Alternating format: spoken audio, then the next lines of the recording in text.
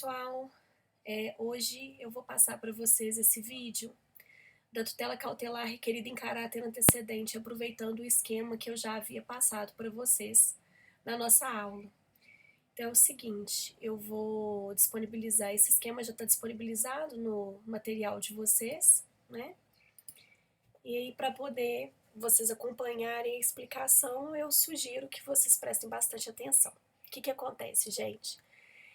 A gente sabe que a tutela cautelar ela vai ser utilizada sempre que eu quiser acautelar, proteger um bem ou um direito que está sendo ameaçado. Ou seja, essa tutela ela visa garantir a efetividade de um outro processo. A petição inicial dela é super simples, tá? O procedimento está regulado lá nos artigos 305 a 310 do Código de Processo Civil. E ela é super simples, né? A petição ela não é nada muito difícil, nada diferente do que vocês já estudaram, não. Então, a petição inicial dela, basicamente, ela vai conter os requisitos do artigo 319, 320, no que couber, e a fundamentação da petição será a probabilidade do direito, que a gente chama, né, de fumus boni iuris, o FBI, né, que a gente brinca nas nossas aulas, e o risco ao resultado útil do processo ou o dano, que seria o periculum in mora, o perigo da demora, tá? Feita essa petição inicial, então, você vai fazer a distribuição da sua tutela cautelar requerida em caráter antecedente. E aí vocês têm que observar aquelas regrinhas referentes à competência, né?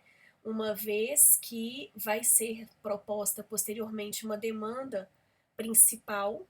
Então, se o objetivo dessa tutela, por exemplo, for resguardar bens de um casal que futuramente estará num processo de reconhecimento e dissolução de união estável, então essa tutela ela vai ser proposta na vara de família. Então vamos pegar esse caso, tá?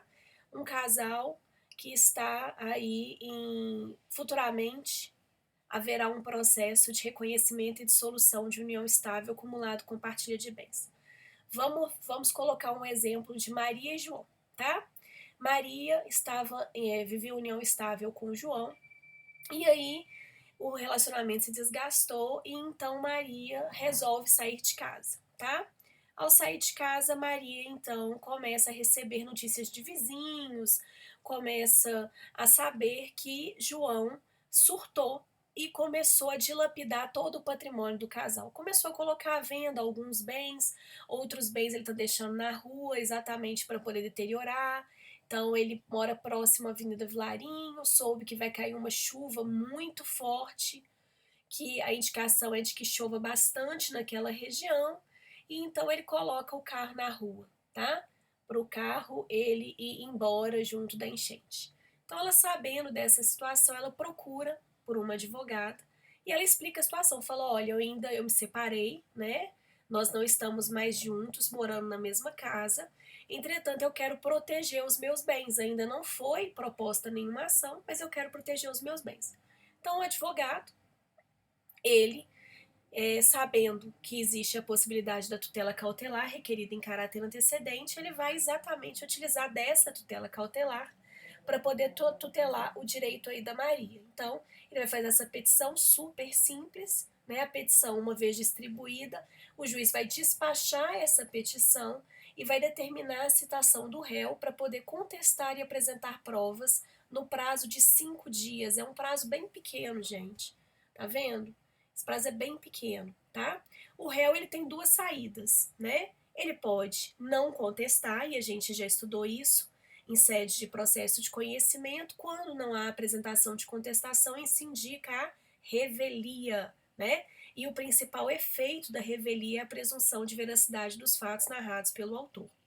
Como ele pode apresentar contestação? E aí, a depender das provas apresentadas, tanto pela Maria na sua petição inicial, quanto pelo João na sua contestação, o juiz ele vai designar audiência ou não, tá? Lembrando, gente, que a audiência ela é basicamente para poder ouvir as partes e as testemunhas. Então, essa designação de audiência vai depender das provas que as partes solicitarem.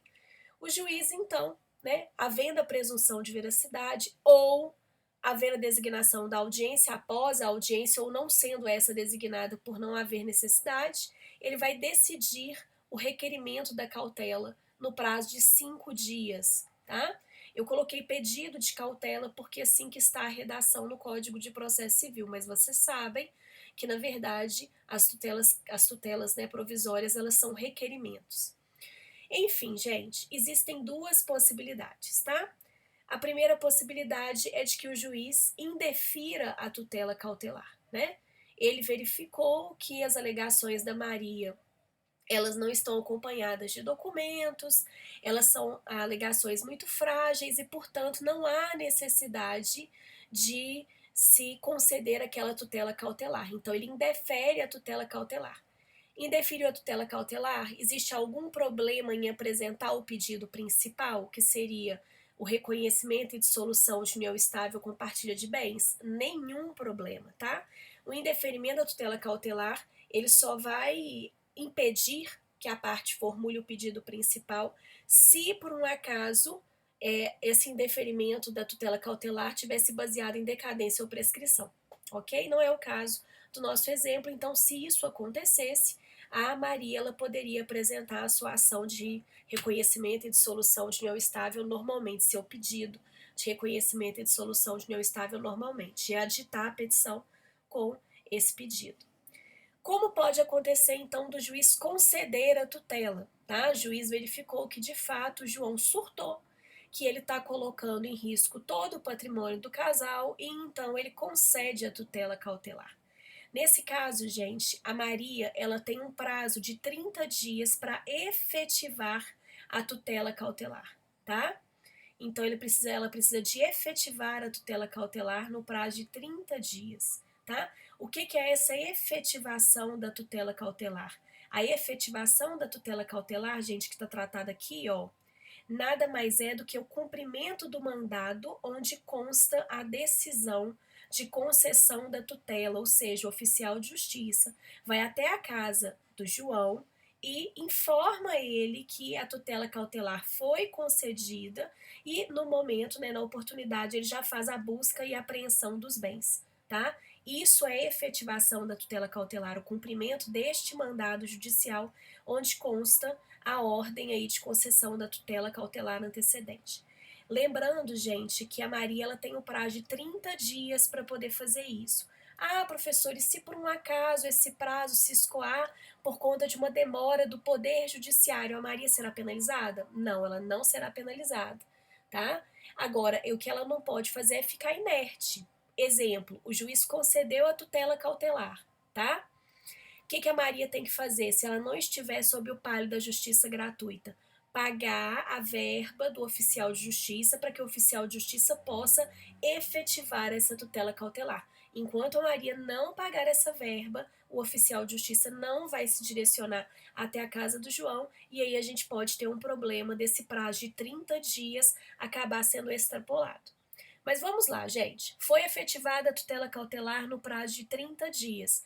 Agora, então, a Maria tem mais um prazo de 30 dias para poder aditar a petição inicial, tá? Então, ela precisa de fazer o aditamento dessa petição inicial em 30 dias, ok? Feito esse aditamento da petição inicial, que seria, né, a formulação do pedido principal, a petição mesmo, tá, gente? De reconhecimento e dissolução de união estável acumulada com partilha de bens.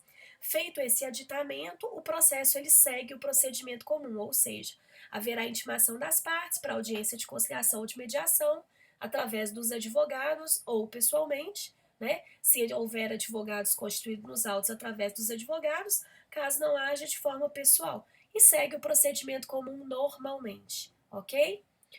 Se por um acaso, gente, acontecer de essa tutela cautelar aqui não for efetivada, se ela não for efetivada, né? Se acontecer dela não ser efetivada no prazo de 30 dias, ou se a Maria não fizer o aditamento da petição inicial no prazo de 30 dias, cessa a eficácia da tutela. O que é cessar a eficácia da tutela? A tutela que foi concedida não adianta mais nada, tá? Então, se desrespeitar esse prazo de 30 dias aqui para efetivação da tutela cautelar, ou se desrespeitar esse prazo aqui de 30 dias do aditamento da petição inicial, fica o dito pelo não dito. A Maria ela pode continuar formulando o pedido principal, só que toda a proteção que ela havia concedido através da tutela cautelar foi por água abaixo. E aí, gente, aqui a gente tem uma coisa bem interessante, que é o rápido do rápido. Opa! É a possibilidade que a gente tem, gente, no caso, voltando, é a possibilidade que a gente tem aqui no caso de pedir uma liminar dentro da petição de tutela cautelar requerida em caráter antecedente. Ah, professora, como que seria feito isso? Basicamente, gente, a liminar aqui seria a antecipação dos efeitos pretendidos por essa tutela cautelar, tá? E aí, o que vocês trabalhariam nessa liminar? Fumaça do bom direito e periculum in mora, basicamente isso. Mas qual que seria a diferença essencial, professora? A diferença essencial é que, ao invés do juiz só decidir aqui depois que o réu estivesse no processo, há a possibilidade do juiz decidir no momento em que ele despacha a petição inicial.